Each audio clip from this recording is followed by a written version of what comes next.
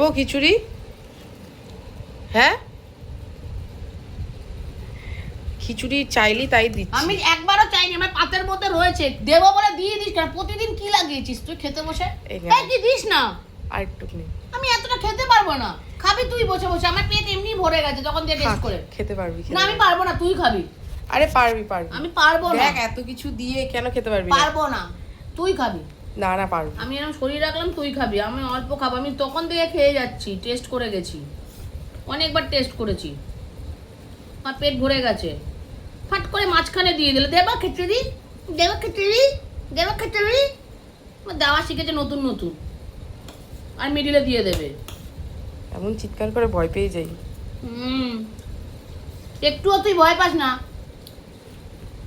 ও কিন্তু একটুও ভয় পায় না। আলু ভাজা দেবো? না, একটু নে। ও একটুও ভয় পায় না, ক্যামেরার সামনে এরকম বলছে। একদমই না।